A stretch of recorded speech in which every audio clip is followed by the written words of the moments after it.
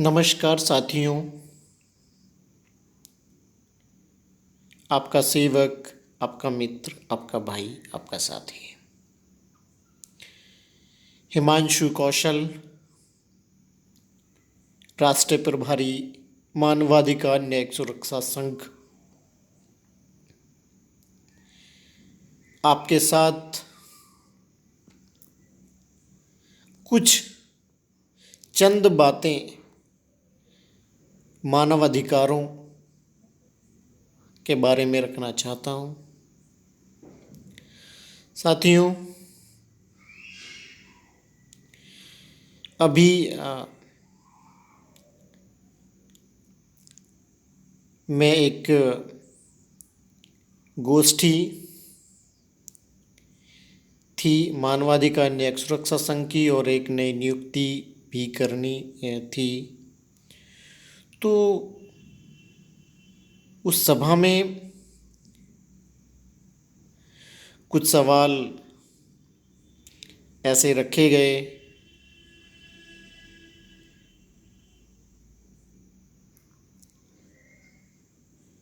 उनका जवाब तो मैं उसी समय देना चाहता था, लेकिन किन्हीं कारणों के चलते, व्यस्तता के चलते मेरी स्पीच को कैंसिल करना पड़ा।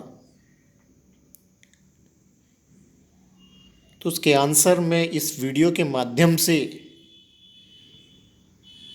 उन लोगों को जो मेरे से आंसर चाहते थे उन क्वेश्चंस के, उनके आंसर में इन वीडियोस में, और बहुत सारे ऐसे नौजवान साथियों को जो मानवाधिकार के बारे में जानना चाहते हैं। साथियों, इस संघ मानवाधिकार न्यायिक सुरक्षा संघ की जो स्थापना हम लोगों ने की, इसका जो मुख्य उद्देश्य था आपको बहुत ही सरल भाषा में मैं यहाँ पे समझाना चाहता हूँ। बहुत ही टिपिकल या एडवोकेट या लॉयर या किताबी भाषा को मैं यहाँ पर इस्तेमाल नहीं करना चाहता। मैं बहुत ही, क्योंकि मुझे अपना जो संदेश है वो एक आम जनता को देना है, जिनमें बहुत लोग ऐसे भी हो सकते हैं जो पढ़े लिखे ना हों। तो इसलिए ये चीज़ें मैं उस किताबी भाषा के रूप में इस्तेमाल नहीं करना चाहता, एक सरल भाषा में आप लोगों को बताना चाहता हूँ। तो मानवाधिकार न्यायिक सुरक्षा संघ की जो स्थापना हम लोगों ने की, इसका एक और सिर्फ एक कारण था कि मैं अपने समाज में देखता था कई बार कि मेरी आंखों के सामने कुछ गलत हो रहा था, कुछ नाजायज हो रहा था। एक मजबूत तबका एक कमज़ोर तबके को हमेशा दबा रहा था, और मैं उन लाचार आंखों से देख रहा था और मैं उनकी कोई मदद नहीं कर सकता था, अपनी बात किसी अधिकारी के सामने नहीं रख सकता था। लेकिन आज इस संघ के माध्यम से मैं अपनी हर वो बात उस अधिकारी के सामने रख सकता हूँ जो मुझे गलत लग रही है, जो मेरी आंखों के सामने नाजायज़ हो रहा है। मैं उसको नहीं होने देना चाहता था, और इस संघ के माध्यम से मैं ऐसा कर पा रहा हूँ कि जो मुझे गलत दिखाई दे रहा है या जो गलत हो रहा है, मैं उसको सहन नहीं कर रहा, और उस पर तुरंत त्वरित कार्रवाई इस संघ के माध्यम से हो रही है। तो साथियों, एक सबसे बड़ा सवाल उस गोष्ठी में रखा गया था कि हमारे अधिकार क्या हैं। हाँ, तो अभी जो बात में भी चल रही थी, तो आप मैं बहुत ही कम शब्दों में ये चीज़ कहना चाहूँगा कि पहले मैं वो नहीं कर पा रहा था जो मुझे गलत लग रहा था, लेकिन आज मैं कर सकता हूँ। आप लोगों से भी यही कहना चाहता हूँ, आप लोगों को भी यही संदेश देना चाहता हूँ कि आपको कुछ नहीं करना है। सिर्फ आपके आसपास में, आपके पड़ोस में, आपके रिलेशन में, या जहाँ तक आपकी निगाह जाती है, जहाँ तक आपके संबंध हैं,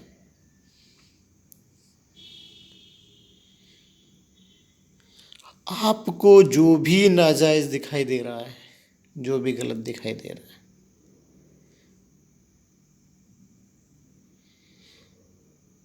मानवाधिकार न्याय सुरक्षा संघ आपके साथ में खड़ा है, आपके साथ में गलत नहीं होने देगा।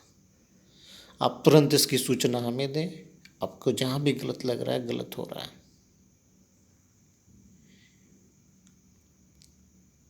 हम लोग आपके सेवक बनकर हमेशा आपके साथ खड़े रहेंगे और आपके साथ कभी गलत या नाजायज़ नहीं होने देंगे।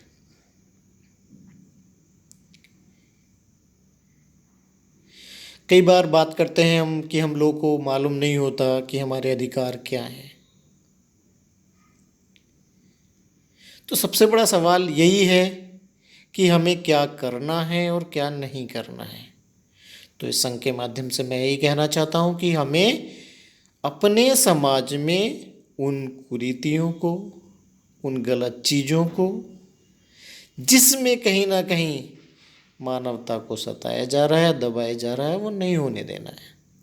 एक सरल भाषा में कहना चाहूँगा, इसका एक्सप्लेनेशन करना चाहूँगा कि कुछ भी गलत हो रहा है, हम उसे नहीं होने देंगे।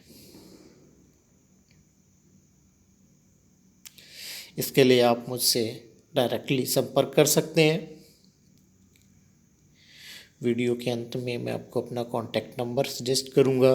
हमारे राष्ट्रीय अध्यक्ष तरुण शर्मा जी हैं और हमारी राष्ट्रीय कार्यकारिणी में माननीय लोकराम शर्मा जी, राष्ट्रीय महासचिव चौधरी चंद्रपाल सिंह जी, राष्ट्रीय सचिव, और बहुत सारे हमारे राष्ट्रीय पदाधिकारी हैं जो हर स्टेट में, हर ज़िले में आप लोग के साथ बैठे हैं।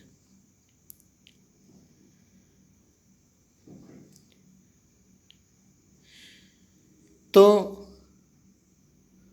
आपको बहुत ज़्यादा ये चीज़ें जानने की ज़रूरत नहीं है, क्या है क्या नहीं है। सिर्फ इतना, हमें एक प्यार, लोगों के दिलों में प्रेम जगाना है। जो लोग कहीं ना कहीं नाजायज़ प्रताड़ित किए जा रहे हैं, उनकी समस्याओं को सुनना है और उनका सॉल्यूशन करना है। अपने विचारों को आगे बढ़ाते हुए मैं कुछ, जैसा कि आप लोगों की इच्छा थी कि मैं कुछ आपको आपके अधिकारों के बारे में कुछ बताऊं, चलिए स्टेप बाय स्टेप जो हमारे संविधान में हमारे जो अधिकार हमें बताए गए हैं उन पे मैं थोड़ा सा प्रकाश डालता हूँ।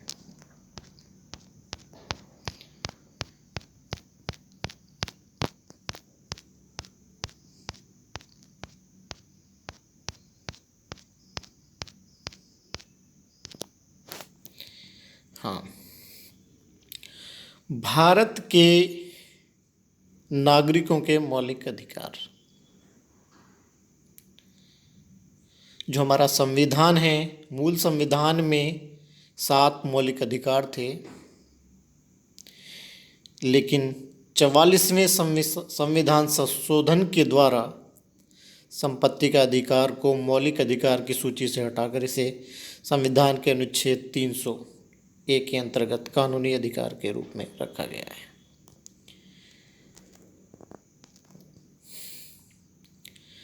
भारत के नागरिकों के मूल अधिकारों से जुड़े कुछ तथ्य मैं आपको बताना चाहूँगा कि अधिकारों को जब लिखा गया, बनाया गया, तो इनका मूल क्या था। इन्हें संयुक्त राज्य अमेरिका के संविधान से लिया गया। इसका वर्णन संविधान के भाग 3 में अनुच्छेद 12 से अनुच्छेद 35 में है। इनमें संशोधन हो सकता है। राष्ट्रीय आपात के दौरान अनुच्छेद 352 जीवन एवं व्यक्तिगत स्वतंत्रता के अधिकार को छोड़कर अन्य मौलिक अधिकारों को स्थगित किया जा सकता है, ऐसा भी हमारे संविधान में लिखा है।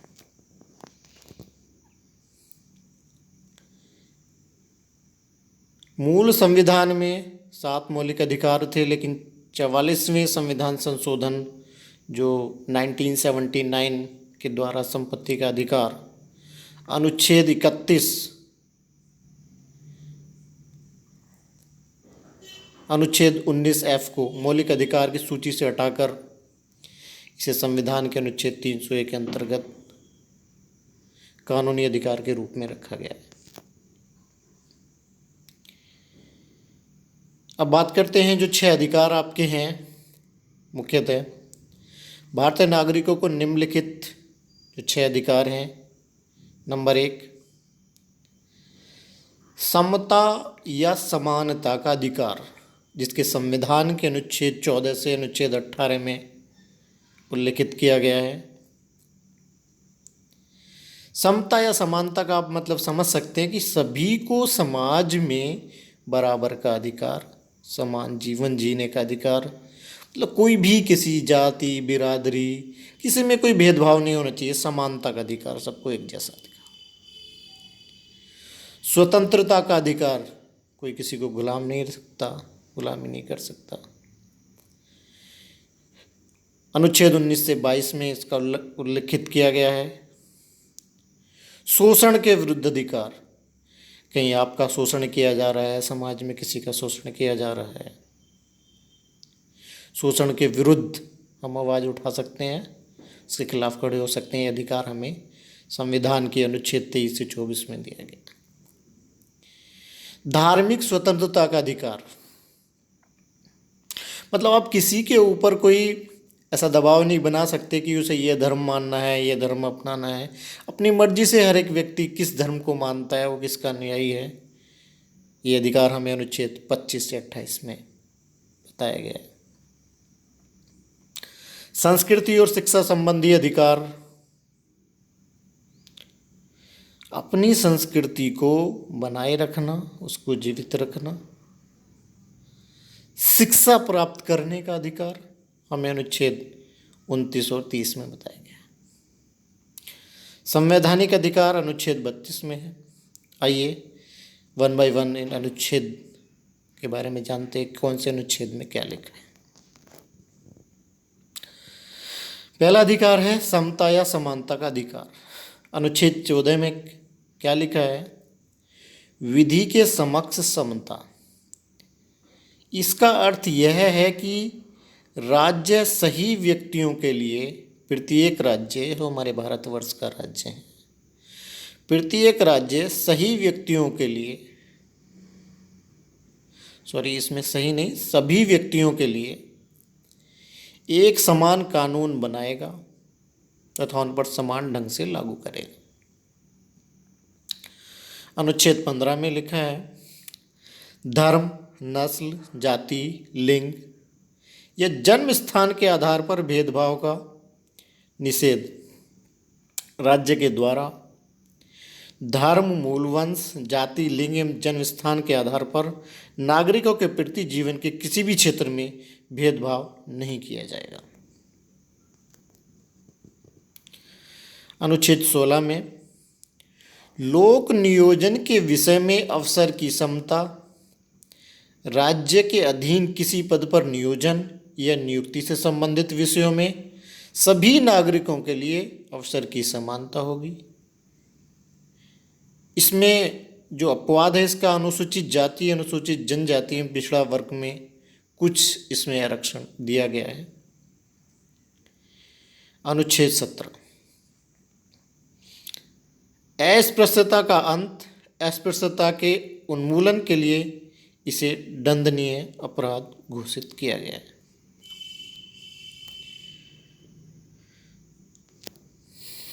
अनुच्छेद 18 उपाधियों का अंत सेना या विद्या संबंधी सम्मान के सिवाय अन्य कोई भी उपाधि राज्य द्वारा प्रदान नहीं की जाएगी। भारत का कोई नागरिक किसी अन्य देश से बिना राष्ट्रपति की आज्ञा के कोई उपाधि स्वीकार नहीं कर सकता। दूसरा अधिकार था आपका स्वतंत्रता का अधिकार। मूल संविधान में 7 तरह की स्वतंत्रताएं का उल्लेख था, लेकिन अब 6 रह गई हैं। नंबर 1, 19A, अनुच्छेद 19 में जो पैरा है ABCD, आपको बोलने की स्वतंत्रता, अपनी बात रखने की स्वतंत्रता, ये आपका एक अधिकार है।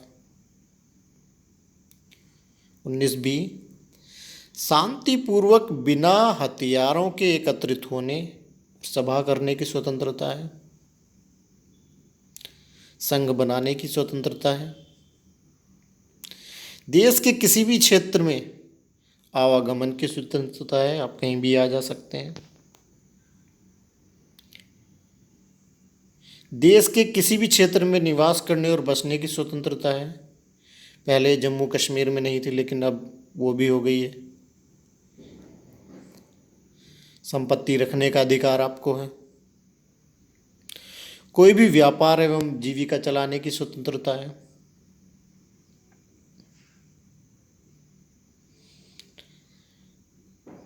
प्रेस की स्वतंत्रता का वर्णन अनुच्छेद 19A में ही है। अब बात करते हैं अनुच्छेद 20 की। अपराधों के लिए दोष सिद्धि के संबंध में संरक्षण, इसके तहत 3 प्रकार की स्वतंत्रता का वर्णन है कि किसी भी व्यक्ति को एक अपराध के लिए सिर्फ एक बार सजा मिलेगी।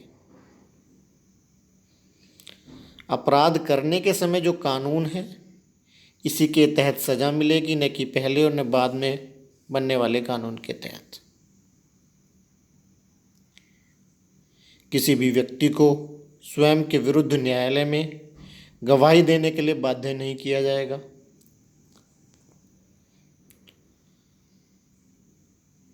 प्राण एवं दैहिक स्वतंत्रता का संरक्षण, किसी भी व्यक्ति को विधि द्वारा स्थापित प्रक्रिया के अतिरिक्त उसके जीवन और व्यक्तिगत स्वतंत्रता के अधिकार से वंचित नहीं किया जा सकता। अनुच्छेद 21 के 6 से 14 वर्ष के आयु के समस्त बच्चों को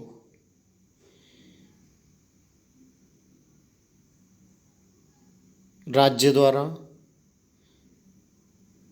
विधि द्वारा अवधारित निःशुल्क तथा अनिवार्य शिक्षा उपलब्ध कराने का आपका एक अधिकार है। राज्य सरकार 6 से 14 वर्ष के आयु के बच्चों को एक जैसी सुविधाएं, जिनमें निःशुल्क शिक्षा अनिवार्य कराई गई है। 86वां संशोधन 2002 में किया गया था। बात करते हैं अनुच्छेद 22 की। कुछ दशाओं में गिरफ्तारी और निरोध में संरक्षण, अगर किसी व्यक्ति को मनमाने ढंग से हिरासत में ले लिया गया हो तो उसे 3 प्रकार की स्वतंत्रता दी गई है। नंबर 1, हिरासत में लेने का कारण बताना होगा। पुलिस आपको हिरासत में लेती है तो हिरासत में लेने का कारण बताना होगा। 24 घंटे के अंदर आने जाने के समय को छोड़कर उसे न्यायालय में पेश किया जाएगा। उससे ज़्यादा आपको नहीं रख सकते हिरासत में। जबकि मैं सामान्य तौर पर क्या देखता हूँ कि कई दिन तक उसको रखते हैं, थाने में बिठा के रखते हैं। ऐसा कानून नहीं है कि आप 24 घंटे से ज़्यादा नहीं रह सकते। उसके अंदर 24 घंटे के अंदर आपको किसी गिरफ्तार किए व्यक्ति को न्यायालय में पेश करना जरूरी होगा। आपको अपने पसंद के वकील से सलाह लेने का अधिकार प्राप्त होगा। अगर आपसे कोई पुलिस आपको गिरफ्तार करके कुछ कहलवाना, लिखवाना, बुलवाना चाहती है तो वो सब कहने से पहले, कोई भी अपने बयान देने से पहले आपको अधिकार है कि आप अपने वकील से सलाह ले सकते हैं।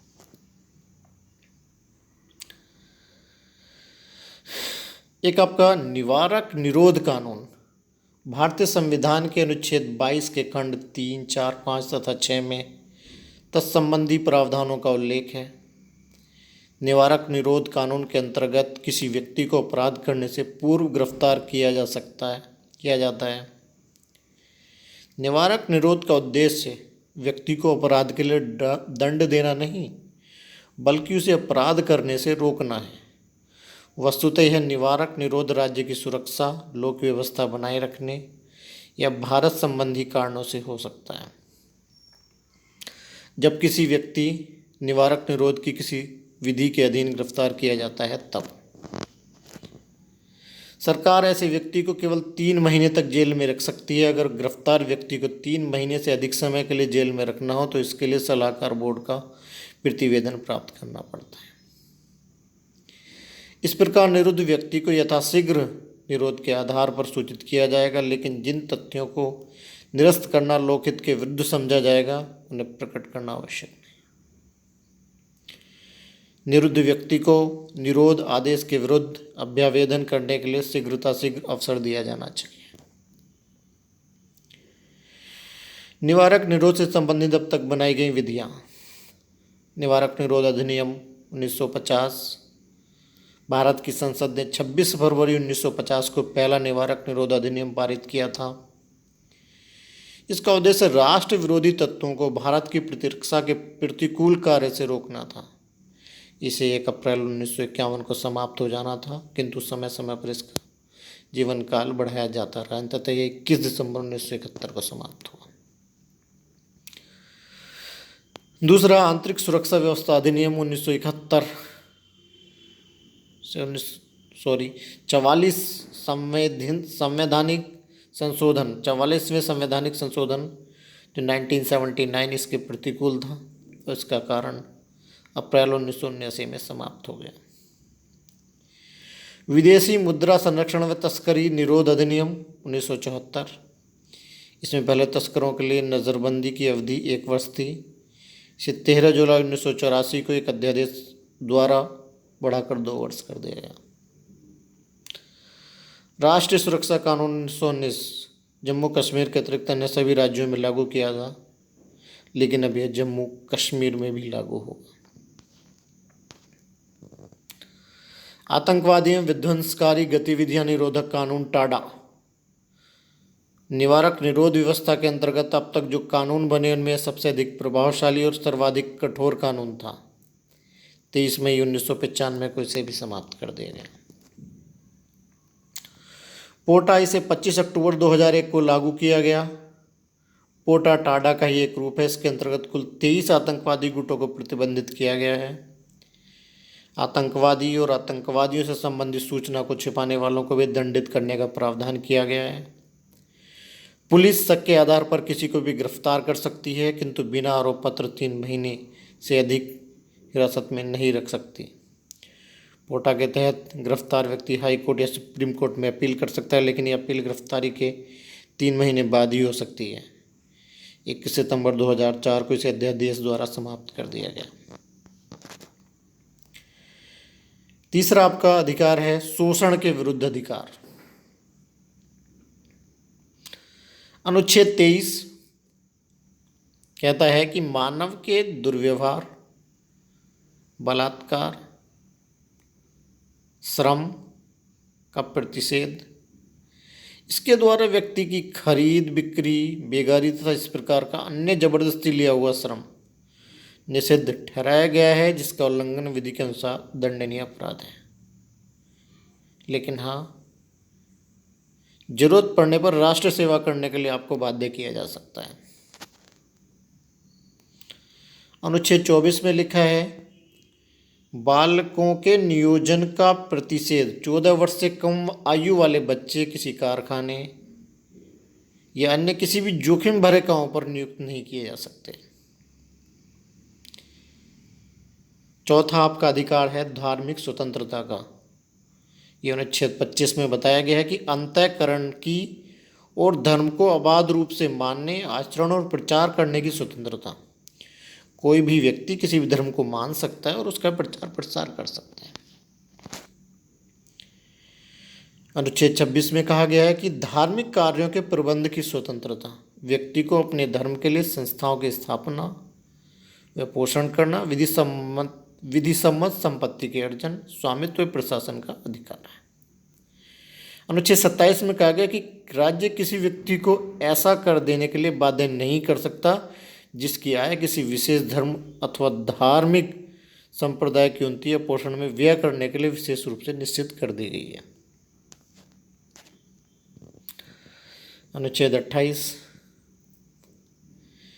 राज्य विधि से पूर्णतः पोषित किसी शिक्षा संस्था में धार्मिक शिक्षा नहीं दी जाएगी। ऐसे शिक्षण संस्थान अपने विद्यार्थियों को किसी धार्मिक अनुष्ठान में भाग लेने या किसी धर्मोपदेश को सुनने हेतु बाध्य नहीं कर सकते। पांचवा अधिकार आपका संस्कृति एवं शिक्षा संबंधी अधिकार। अनुच्छेद 29 में अल्पसंख्यक हितों का संरक्षण, कोई अल्पसंख्यक वर्ग अपनी भाषा, लिपि और संस्कृति को सुरक्षित रख सकता है और केवल भाषा, जाति, धर्म और संस्कृति के आधार पर उसे किसी भी सरकारी शैक्षिक संस्था में प्रवेश से नहीं रोका जाएगा। अनुच्छेद 30 में कहा गया कि शिक्षा संस्थाओं की स्थापना, प्रशासन करने का अल्पसंख्यक वर्गों का अधिकार। कोई भी अल्पसंख्यक वर्ग अपनी पसंद की शैक्षणिक संस्था चला सकता है और सरकार उसे अनुदान देने में किसी भी तरह का भेदभाव नहीं करेगी। संवैधानिक उपचारों का अधिकार। छठा अधिकार है आपका संवैधानिक उपचारों का अधिकार। संवैधानिक उपचारों का अधिकार को डॉक्टर भीमराव अंबेडकर ने संविधान की आत्मा कहा था। अनुच्छेद 32 में कहा गया है कि इसके तहत मौलिक अधिकारों को परिवर्तित कराने के लिए समुचित कार्यवाहियों द्वारा उच्चतम न्यायालय में आवेदन करने का अधिकार प्रदान किया गया है। इस संदर्भ में सर्वोच्च न्यायालय को 5 मिनट के 5 तरह के रिट निकालने की शक्ति प्रदान की गई है, जो है बंदी प्रत्यक्षीकरण, परमादेश, प्रतिषेध लेख, उत्प्रेषण, अधिकार परीक्षा लेख। बंदी प्रत्यक्षीकरण क्या है?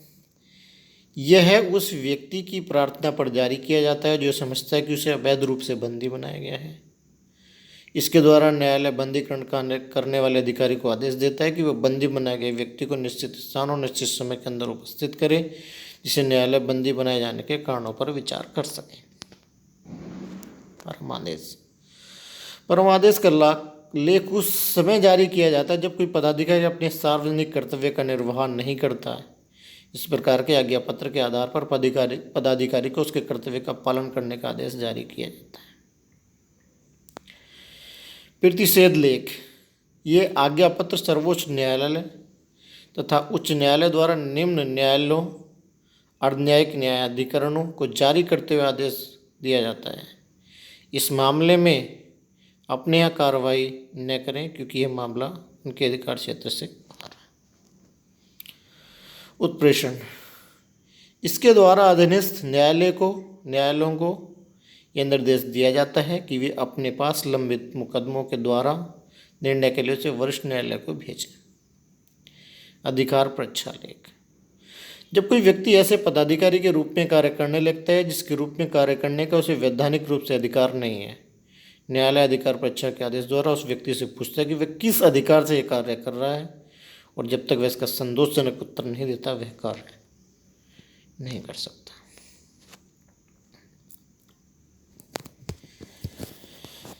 ये बहुत ही शॉर्ट, बहुत ही कम शॉर्ट रूप में आप लोगों के सामने सूक्ष्म रूप में कुछ अधिकारों, आपके जो मूल अधिकार हैं उनका मैंने यहाँ पर जिक्र किया है। भविष्य में और भी मैं आपको इस तरह के वीडियोस रिकॉर्ड करके आपके अधिकारों के प्रति बताने के लिए बनाता रहूँगा। इसी के साथ में मैं अपनी वाणी को विराम देता हूँ। हाँ, आप लोगों को जैसा कि मैंने वीडियो के स्टार्टिंग में आपसे वादा किया था कि मैं यहाँ पर अपना कॉन्टैक्ट नंबर लिख रहा हूँ, जो आप मेरे से बात कर सकते हैं आपकी समस्याओं को लेकर। 97 20 29 24 03। आपका साथी, आपका मित्र हिमांशु कौशल, राष्ट्रीय प्रभारी मानवाधिकार न्यायिक सुरक्षा संघ। इसी के साथ नमस्कार, जय हिंद, जय मानवता।